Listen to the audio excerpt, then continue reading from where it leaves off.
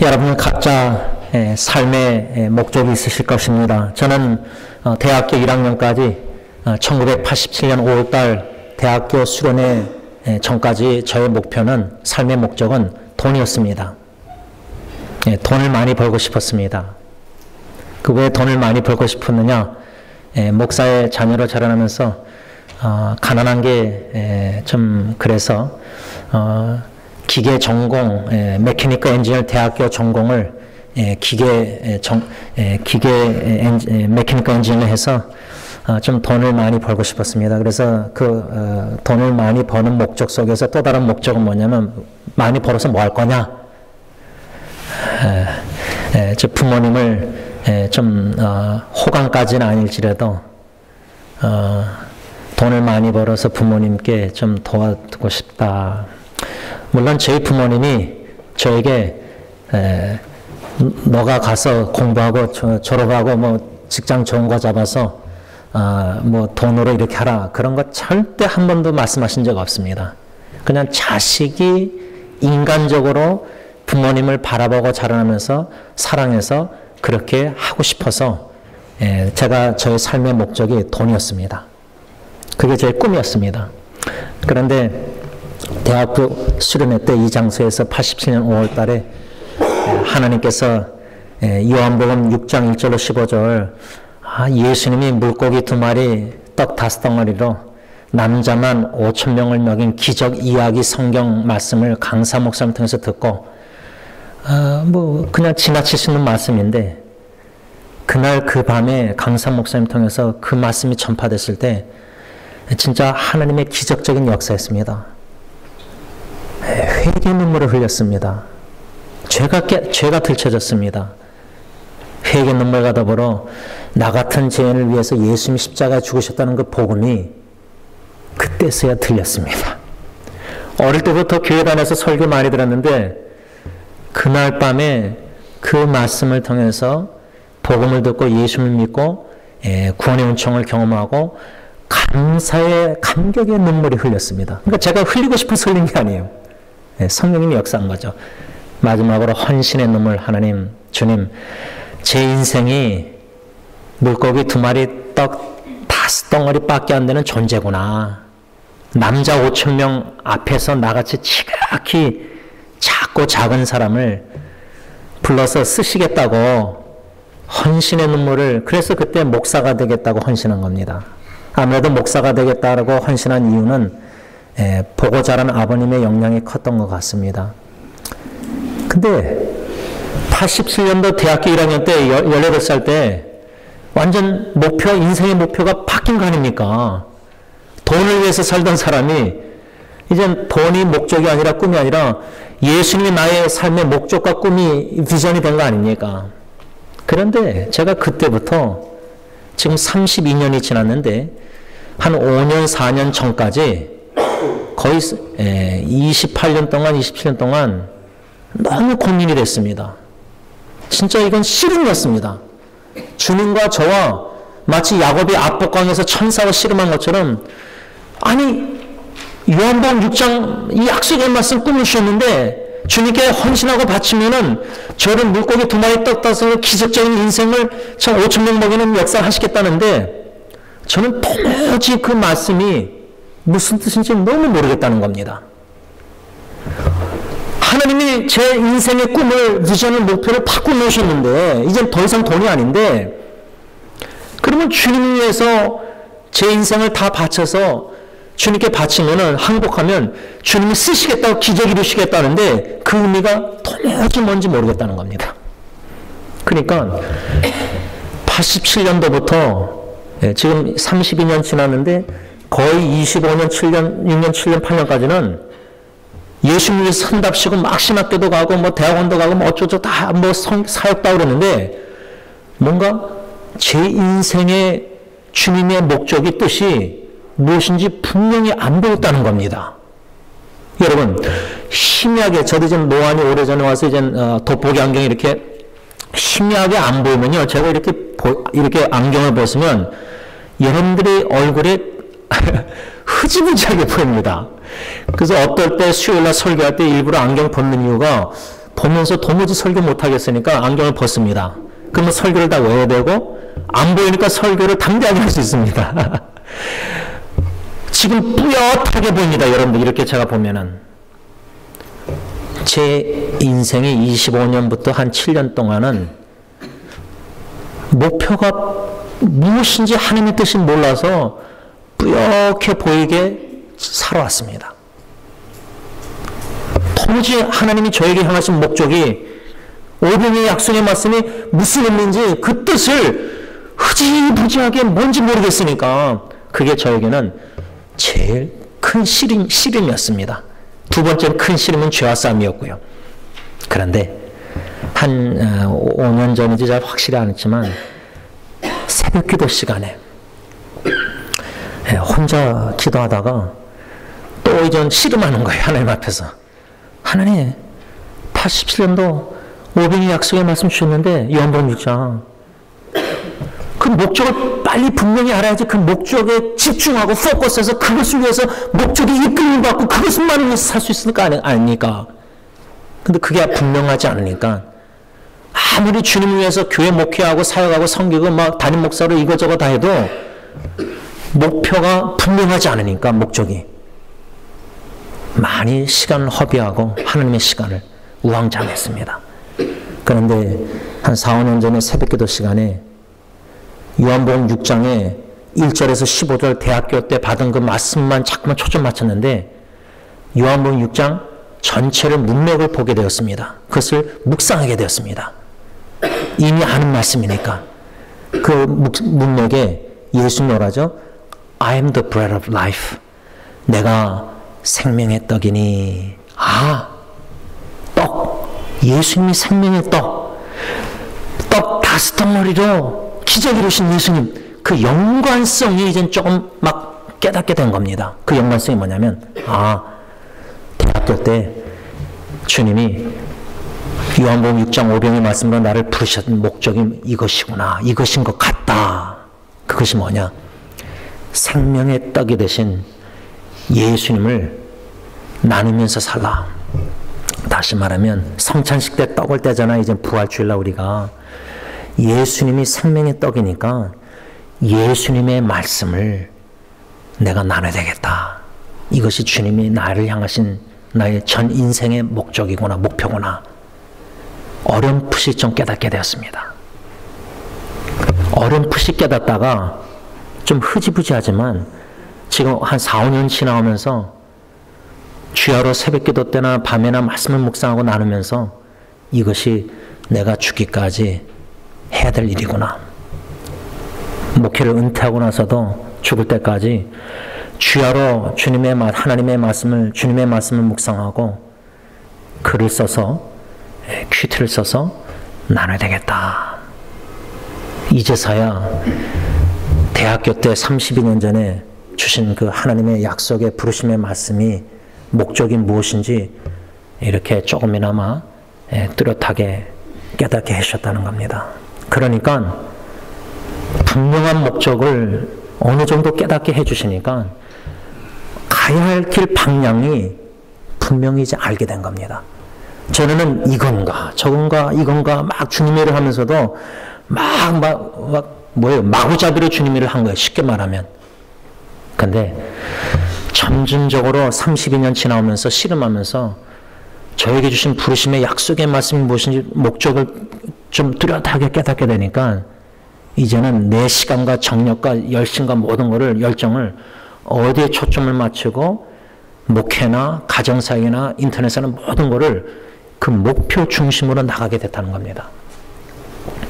지난주에 제가 기도원의 300명 군사 사사기 6장부터 8절 말씀 참 좋아하는 말씀을 매년마다 묵상하고 설교했는데 지난주 목금토에는 그 말씀이 너무나 주신 깨달음이 있어서 한 6페이지를 큐티했습니다. 그것을 한 4장을 제가 복사해서 지금 앞에다가 나눴고 또 카톡이나 교회 웹사이트에 다 올렸습니다. 그 글을 쓰면서 묵상하면서 글을 이제 적어 내려가지 않습니까? 여러분 편지를 써보신 분들은 예를 들면 내가 연애할 때 편지 쓸 때에 내가 사랑하는 상대방 이성에게 편지 쓸 때 그 목적이 분명합니다. 내가 당신을 사랑합니다. 그거 아닙니까? 또 우리가 이제 결혼해서 이제 자녀를 낳을 때 사랑하는 자녀들에게 우리가 글을 쓰든지 편지를 안 해도 이메일 쓰든지 카톡을 보든지 문자를 쓰든지 심지어 구두로 말을 할 때 우리가 분명한 목적이 있습니다. 내가 너를 사랑한다. I love you. 근데 특별히 자녀를 사랑함에 있어서 더 구체적으로 나가면은 엄마 아빠가 너를 위해서 매일매일 간절히 기도한다. 그게 뭐죠? 너가 예수님을 복음을 듣고 예수님을 인격적으로 만나서 구원받기를 엄마 아빠는 간절히 원한다. 여러분, 우리가 예수 그리스도의 복음을 전함에 있어서 분명한 목적이 있어야 된다는 겁니다. 여러분들 그 새들백의 목사님이 리고엘 목사님이 쓴 책 오래전에 Purpose Driven Church, 목적에 이끌림을 받는 교회. 적어도 우리 금년도 승리장로교의 목표는 뭐죠? 서로 사랑하라. 서로 사랑하는 목표. 더 나아가서 승리교회 전체적인 비전, 꿈, 목표는 뭐냐면 일꾼을 세우는 겁니다. 교회 성장이 아니라 뭐 친교나 다른 교제, 뭐 선교, 전도 이런 게 아니라 승리장로교의 목표는 일꾼을 세우는 겁니다. 어떠한 일꾼? 그리스도 중심된 꿈을 가진 일꾼을 세우는 겁니다. 그 일꾼을 세워서 파송해서 하나님의 나라를 확장하는 게 교회 승리장로교의 목표입니다. 일꾼을 세움으로 하나님의 나라를 세우는 겁니다.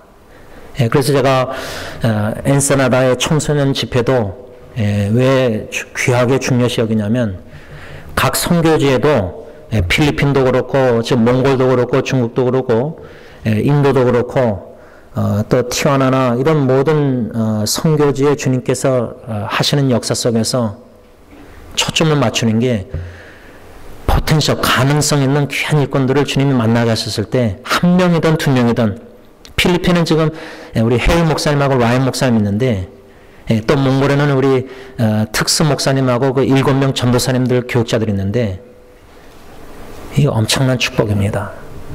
이런 일꾼들을 그리스도 중심된 꿈을 가진 기존의 300명 군사 같은 일꾼들로 세워서 파송해서 복음을 전해서 하나님의 나라 확장하는 게 우리 승리교회 공동체의 목표라, 목적이라 그 말입니다. 여러분, 제가 이렇게 교회 전체의 목적과 금년도 서로 사랑하는 목적, 이 목적을 자꾸만 얘기하는 이유가 서론에 분명한 뚜렷한 목적을 가지고 우리가 저 같은 경우는 큐티도 쓰고 또 편지도 쓰고 카톡도 보내고 말도 하고 우리 일도 하고 직장생활도 하고 모든 게 뚜렷한 목표 속에서 하나님이 주신 목표, 목적 속에서 초점을 맞춰야 됩니다. 집중해야 됩니다. 그래도 시간이 모자랍니다. 사도 요한이 요한복음도 쓰고 요한일서, 요한이서, 요한삼서도 쓰고 요한계시록도 썼습니다. 5편지를 썼습니다. 신약의 27권 중에. 그 5권 중에 지금 요한일서 1장 1절에서 4절까지 지금 계속 묵상하고 있습니다. 사도 요한의 입장에서 그 1세기 초대의 영주주의 이단들이 판을 치고 있는 영적 시험 유혹 속에서, 미혹 속에서 사도 요한이 요한일서를 쓴 목적이 무엇인가? 편지에 뚜렷한 목적을 가지고 저자가 쓰는 겁니다. 그것을 우리가 캐치해야 됩니다. 근데 우리가 막 힘들고 어려울 때요, 문자 메시지 보든지 카톡을 보든지 전화든지 하면은 막 쏟아낼 때가 있습니다. 그러면서 스스로가 의식해서 하는 말이 뭐죠? 아, 목사님 죄송합니다. 제가 그냥 막 쏟아냈습니다. 그러니까 말을 할 때도 글을 쓸 때도 분명한 목적이 있어야 됩니다. 제가 기도원의 300명 군사의 글을 은혜 받아서 6페이지 쓸 때 그 목표가 뭐냐? 제목을 보면 좀 알 수 있습니다. 제목. 두려움에서 확신으로. 이런 제목으로 제가 큐티를 했습니다. 기도는 용맹스러운 사사가 지도자가 아니었습니다. 두려움이 참 많은 사람이었습니다. 의심도 의문도, 그래서 양털도 막 2번 시험하고 표중도 시험하고 막 그래요. 300명으로 하나님이 줄였는데 상대방 적군은 너무 많은데 순종을 했는데 믿음으로, 그런데도 확신이 없었습니다. 그래서 하나님이 기드온에게 그러면 적군 진영으로 내려가라. 내려가 보라는 거예요. 정탐꾼으로 보낸 거 아닙니다. 대장을. 기드온을 위해서 내려보낸 겁니다. 하나님은 그 정도로 집중을 누구한테 하느냐? 우리 개개인에게 하고 계십니다. 요나서도 니느웨의 12만 명보다 기름 부어 세우신 주님의 종 선자 요 한 명 요나 불순종한 요나를 다듬으시고 빚으시고 깨시고 부서뜨리고 폭풍으로 한 사람에게 집중합니다. 목회나 가정, 전도, 선교 모든 게 한 영혼을 귀하게 여기시는 주님의 마음으로 그 초점으로 집중력으로 한 영혼 기도원을 한 주님의 종 기도원을 세워서 쓰시고자 구원하시고자 이스라엘 백성들을 다듬고 빚으시고 세우시님의 진영으로 내려가라 그럴 때 그 다음 절에 뭐라 쓰냐면 만일 기도원 너 혼자 내려가기를 두려워하거든 너 종 부하를 같이 데리고 내려가라 그랬습니다. 그 확정하는 성경 구절이 그 다음에 나옵니다. 기도원이 혼자 못 내려갔습니다. 하나님이 말씀하신 자기 부하를 데리고 내려갑니다. 그것이 무엇을 확증하죠? 그때까지도 기도원은 두려워했습니다. 우리가 얼마나 두려움이 많은 존재인지 모릅니다. 믿음이 있다고 하지만 두려움이 많습니다. 그런데 그런 두려워하는 기도원을 확신을 주십니다. 어떻게? 자기 부하하고 적군 진영으로 내려갔더니 적군들이 둘이 대화하는 내용을 들은 겁니다. 무슨 내용을 들었느냐? 어떤 사람이 적군이 꿈을 꿉니다. 그 꿈 이야기를 합니다. 근데 그 꿈 이야기를 들은 반대편 사람 적군 친구가 그거는 기도원의 칼이다. 하나님이 기도원과 함께 해서 우리를 물리칠 것이다. 꿈과 적군의 불신자의 꿈과 해몽을 듣게 만드셔서라도 기도원에게 확신을 주셔서 그때 제일 먼저 한 게 적군 진영에서 기도원이 제일 먼저 한 게 뭔지 아십니까? 예배 경배였습니다. 그리고 자기 진영 이스라엘 진영으로 돌아와서 확신을 가지고 하나님이 적군을 우리에게 주셨으니까 300명이 가서 결국 하나님이 다 혼선해서 다 죽입니다. 저는 그 말씀을 들으면서 여태까지 제가 승리교회를 위해서 기도하면서 하나님 기도원의 300명 군사 같은 일꾼들을 세우시옵소서. 꼭 문자적으로 300명이 아니라도 3명일지라도 기도원의 군사 같은. 근데 여호수아의 어떤 말씀이냐면 한 명이 1000명을 상대할 수 있는 그런 단어가 나요. 한 명이 1000명. 제가 그래서 기도원의 300명 군사를 위해서 기도할 때 우리 영어사 히스패닉의 젊은 사람들 중에 한 사람이 그리스도 중심의 꿈을 가진 일꾼으로 세워서 우리 선교지에 있는 청년들도 많습니다. 젊은이들도. 한 명이 1000명에게 그리스도의 복음을 전하고 영향력을 끼치는 그런 사람을 한 명 한 명을 세워주세요. 그래서 저는 교인 숫자가 커지는 욕심은 없습니다. 그런데 어떤 마음을 하나님이 주냐면 한 사람 한 사람이 기도원 300명 권사 같은 이런 일꾼을 주님의 교회를 통해서 세워주셔야 할 때 우리 교회뿐만 아니라 놀라운 것은 주님이 주님의 교회 세우시겠다 약속하셨는데 어떻게 성취하고 계시느냐 볼 때 선교사님들 선교제에 가서 귀한 일꾼들을 하나님이 만나게 하십니다. 우리 윤장님 통해서 필리핀의 해리 전도사님 이제 목사님 됐잖아요. 라이언 목사님. 이 두 젊은 목사님들이 얼마나 귀한지 모릅니다. 왜 우리 교회가 그분들 신학교 해리 목사님 성경금 다 해서 다 신학교 졸업 이런 모든 후원은 목적이 뭐냐면 그 한 분 한 분 몽골도 그렇고 우리 교회 안에도 그렇고 바깥에도 그렇고 선교지 기도원의 300명 권사 같은 두려움이 없이 하나님이 함께 하시고 확신, 승리의 확신, 구원의 확신. 근데 여러분 기도원이 사사기 6장에 하나님이 큰 용사여 내가 너와 함께 하겠다. 내가 너의 손을 통해서 이스라엘 백성을 미디안 손에서 건져주겠다. 두려워하지 말라 안심하라. 사사기 6장 7장 보면요. 하나님이 직접 천사를 통해서 기도원에게 말씀했는데 그런데도 두려워했습니다. 그런데 불신자 하나님 믿지 않는 적군 미디안 진영의 두 사람의 꿈과 해몽 이야기를 통해서 확신 주셨습니다. 저는 그게 놀랐습니다. 하나님이 저 여러분들에게 매주일 성경 말씀 설교나 여러분들의 주중에 성경 묵상 모든 이 말씀을 직접 통해서 성령이 주시는데도 아직도 두려워하고 아직도 걱정 근심하고 아직도 자녀에 대한 하나님의 확신이 없고 기도하면서도 믿음으로 그런데 예수 안 믿는 불신자를 통해서 확신을 주시는 하나님 이해가 되십니까? 요나서도 하나님의 말씀에 불순종하고 도망하는 요나 폭풍 속에서 배가 깨지게 되는데 자고 있습니다. 근데 불신자 선장이 일어나 너도 하나님께 구하라 네 하나님께 일어나 그게 뭐죠? 요나서 1장 2절 하나님의 명령이 뭐였죠? 일어나 니네로 가라. 불신자 선장을 통해서도 하나님의 명령을 다시 내아래치게 하십니다. 그러니까 하나님의 집중력은 여러분 저와 여러분들 한 사람 한 사람을 32년 저 같은 경우는 약속의 말씀을 집중하셔서 일꾼으로 세우셔서 복음 전파자로 사랑의 도구로 쓰시고자 하시는 그 하나님의 열심과 열정을 좀 느끼십니까? 엿보이십니까? 사도 요한일서를 왜 썼느냐? 저는 그 목적이 두 가지로 분명한데 이제 1장 1절에서 4절까지 지금 넉 절만 묵상하면서도 이 정도 하나님의 그 사도 요한의 목적이 보입니다.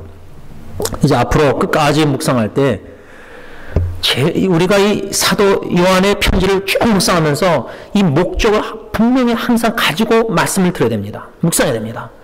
사도 요한이 왜 요한일서 썼냐면 첫 번째 목적은 지금 그 편지를 받는 예수 믿는 수신자 형제자매들이 살고 있는 그 1세기 시대 때는 이단이 판을 치고 있었습니다.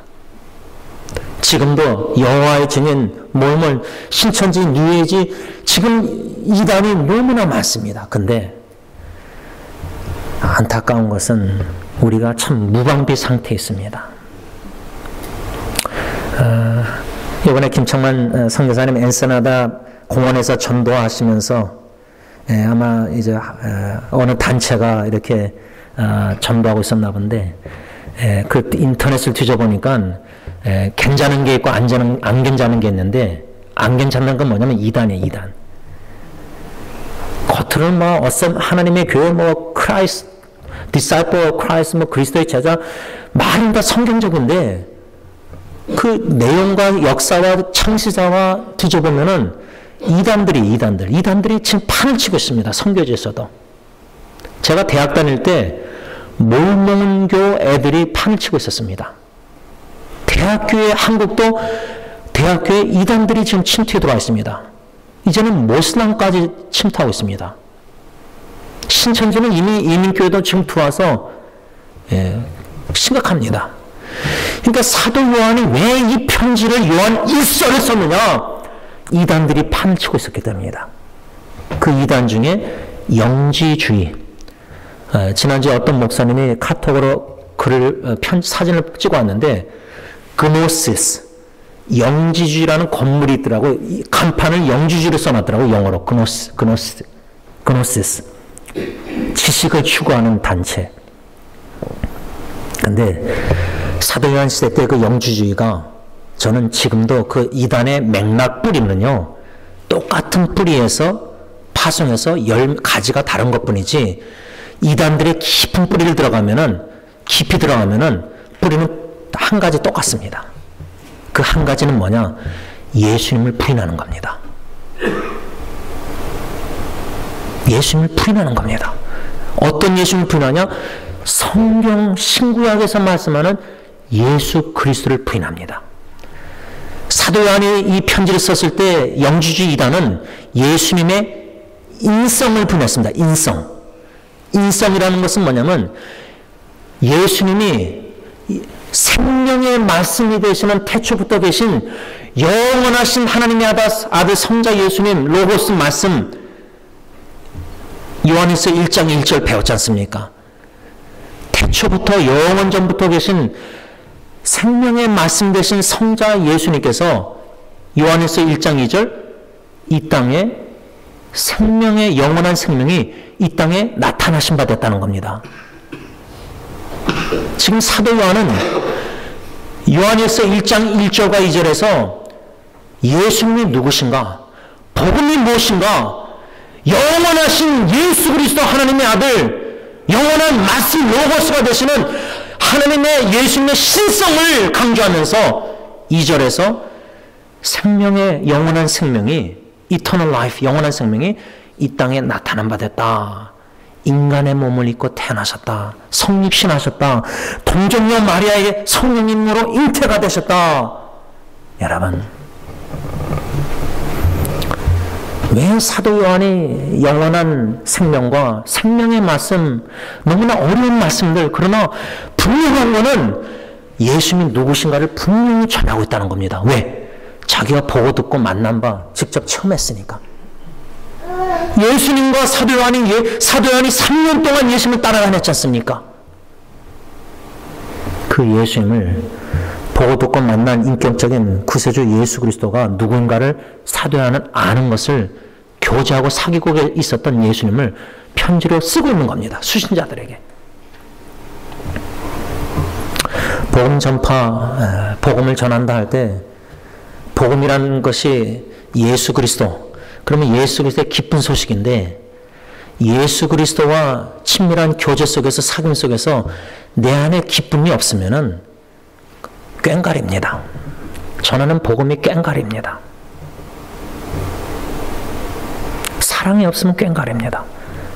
다시 말하면 지난주에 복음이 무엇인가 원로 목사님의 그 고민을 조금이나마 제가 이제 알게 돼서 저도 고민하는 가운데 예수 그리스도가 누구고 예수 그리스도의 복음이 무엇인지 알아가고 그 복음을 듣고 그 복음을 예수 그리스도를 체험하고 교제하고 사귀는 가운데서 주시는 그 놀라운 기쁨과 사랑과 은혜 충만한 그게 있을 때 그게 저절로 흘러갈 수가 있습니다. 근데 없는데 주님과의 친밀한 교제 속에서 사귐 속에서 사랑에 감사 감격도 없는데 누굴 어떻게 사랑합니까? 기쁨이 없는데 어떻게 기쁨을 누구에게 전할 수 있습니까? 기쁜 소식을.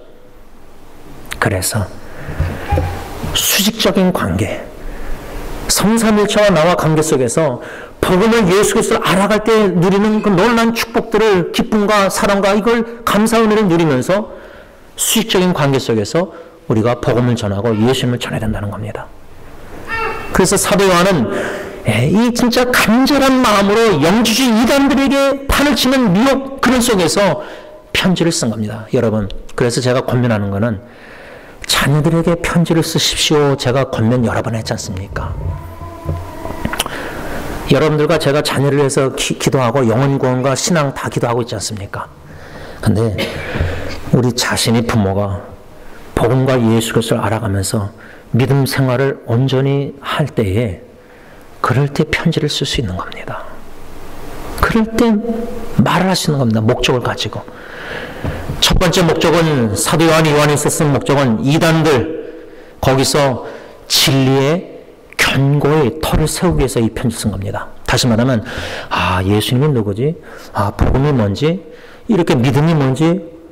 뚜렷하게 안 보이고 흐지부지한 상태에 있는 그런 상태에서 이단들이 막 거짓 복음을 전하고 유혹하는데 그럼 편지를 써서 예수님이 누군가, 복음이 무엇인가 이거를 확신을 가지고 사도 요한은 편지를 쓴 겁니다. 그래서 그 수신자들이 형제자매들이 복음을 알고 예수님을 알고 바른 진리의 복음의 예수 그리스도의 반석에 견고히 세워져서 뿌리가 깊어서 아무리 이단들이 유혹하고 미혹해도 요동함이 없는 견고한 믿음. 이게 얼마나 심각합니까? 지금 우리 가정 자녀들에게도.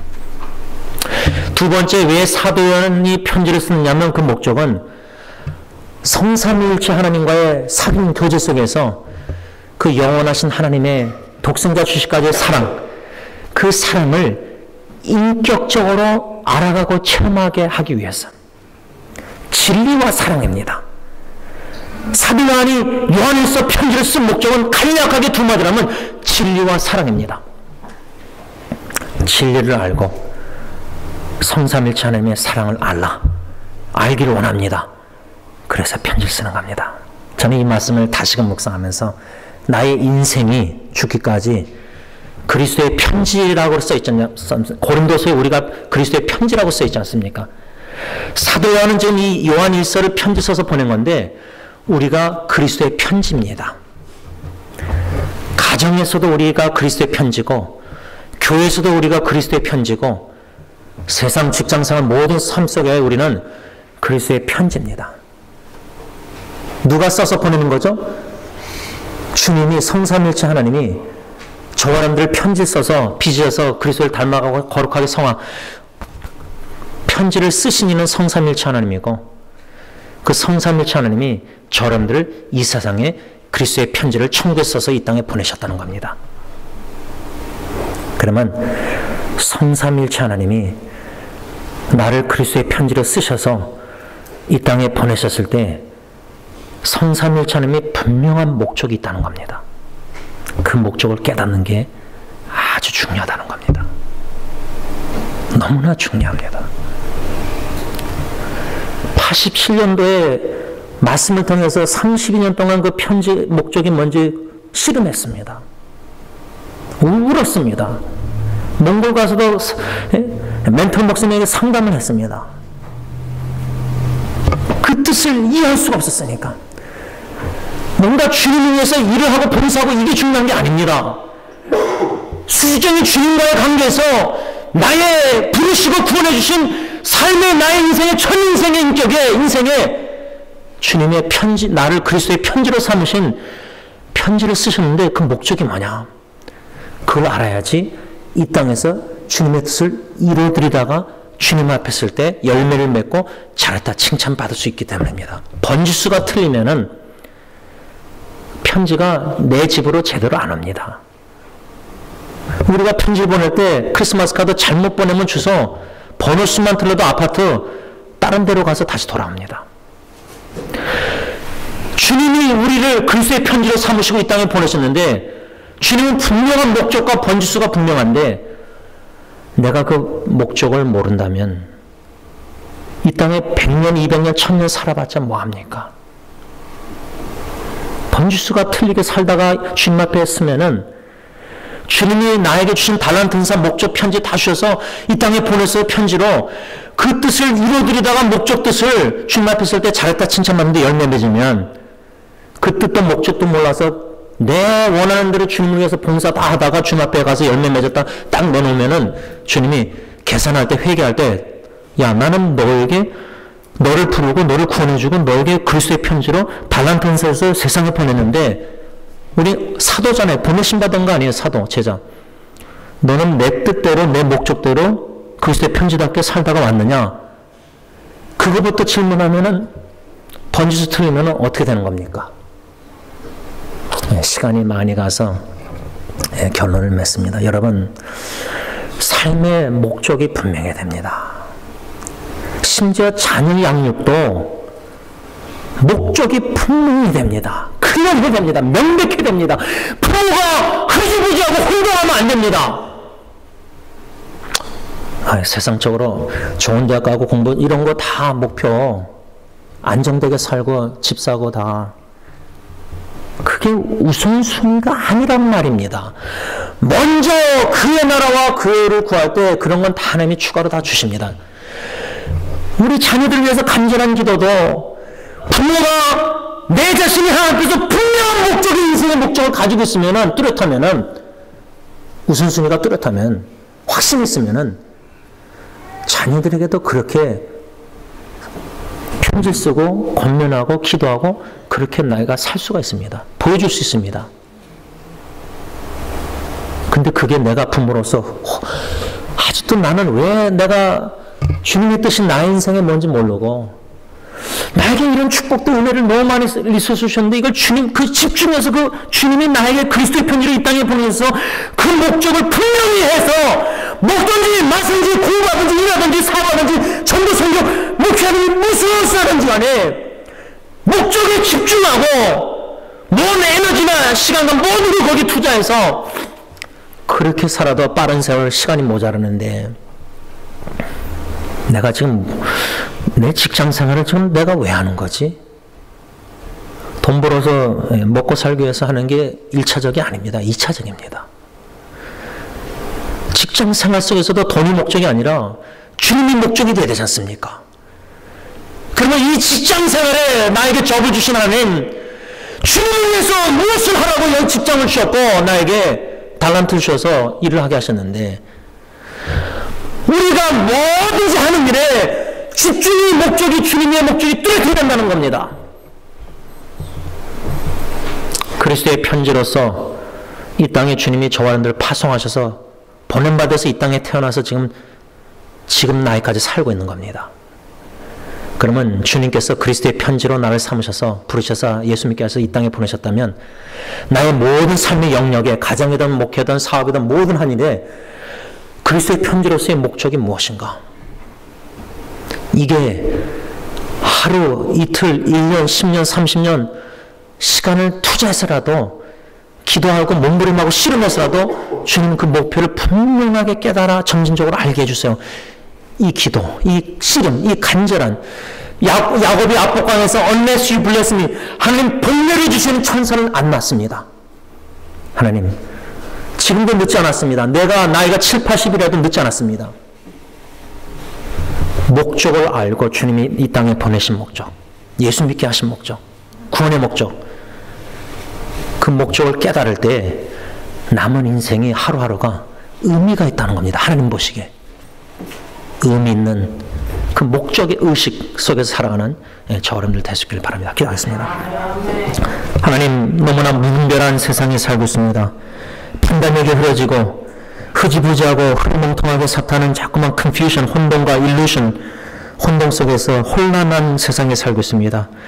예수 믿는 것도 목적이 분명하지 않고 주일날 예배 드리는 것도 목적이 분명하지 않고 예배 목적이 은혜 받는 게 아니라 구원받은 은총에 감사함으로 하나님 앞에 마땅히 찬양 경배 영광을 돌려야 되는데, 기독교 신앙생활은 모든 삶 속의 우리 생활도 기독교 생활도 성경적인 하나님의 뜻 분명한 목적의식이 흐지부지합니다.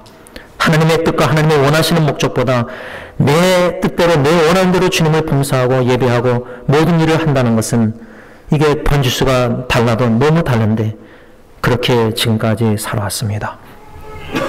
지금 이세라도 하나님께서 그리스도의 편지로 삼으시사 예수 믿고 구원해 주신 목적, 주 예수 그리스도의 복음을 전하고 그리스도의 사랑으로 영혼들을 사랑하면서 한 영혼을 얼마나 요나 기도는 귀하게 여기시는 그 주님의 마음을 집중력을 깨달아 알아서 천하보다 귀하다는 한 영혼, 결코 욕심내지 말게 하시고 숫자가 많아야 주님의 일을 마음껏 할 수 있다는 여러 가지 세상의 논리들에 젖지 말게 하시고 하나님의 계산법에 기도의 300명으로도 적군을 물리치고 승리케 하셨는데 모든 것을 성경으로 돌아가게 하셔서 내 마음과 자각과 의식, 모든 윤리관 도덕과 모든 세계관 전도 성경 모든 것이 말씀으로 돌아가 주님의 뜻을, 주님의 목적을 알게 하시사 주님의 목적이 나의 목적이 되게 하시고 주님의 원하시는 뜻이 나의 원하시는 디자인의 뜻이 소원이 되게 하셔서 분명한 목적 의식을 가지고 그 뜻을 이루어드리며 살다가 주님 앞에 설 때에 잘했다 칭찬받는 저희들이 다 되게 하여 주시옵소서. 예수님의 이름으로 간절히 기도를 올리옵나이다. 아멘.